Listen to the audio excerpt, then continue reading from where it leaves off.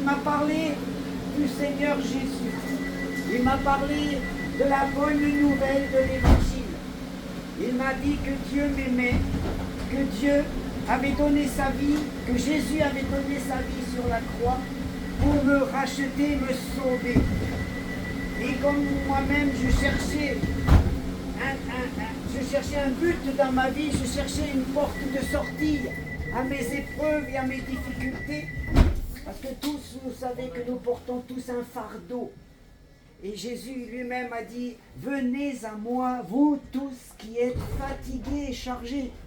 Mais comment aller à Jésus si on ne le connaît pas? Comment l'atteindre? Nous ne pourrons pas monter au ciel pour le chercher. C'est pour cela que l'Évangile, la bonne nouvelle, nous dit que Jésus est descendu. C'est lui qui est le bras de Dieu, qui est venu se tendre vers nous. Il a fait le premier pas. Il a sacrifié sa vie pour une seule brebis qui était perdue. Il a laissé 99 dans la bergerie pour aller chercher cette brebis perdue. Et j'étais cette brebis perdue.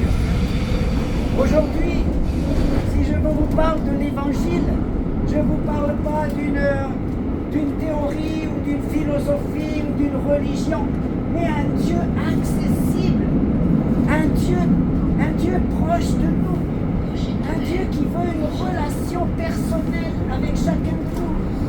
Il désire avoir une rencontre, il désire obtenir de nous notre cœur, parce que lui nous a aimés le premier. Il a dit qu'il n'y a pas de plus grand amour que de donner sa vie pour ses amis. Et Jésus l'a prouvé. Il a donné sa vie. Et aujourd'hui, nous sommes à son anniversaire, soi-disant le 25. Bien que ça laisse des doutes. Mais nous savons une chose, qu'il est réellement venu sur la terre. Il est né et il a grandi comme vous et moi. C'était un homme indifférent. Et ce que je vais partager avec vous, c'est quelque chose qui peut changer votre vie. Il est dit dans Ésaïe, dans le chapitre 53 d'Ésaïe, 700 ans avant qu'il naisse, il était déjà annoncé qu'il allait venir. Et Ésaïe a dit, qui a cru à ce qui nous était annoncé? Qui a reconnu le bras de Dieu? Il s'est élevé devant lui comme une faible plante, comme un rejeton qui sort d'une terre desséchée. Il n'avait ni beauté ni éclat pour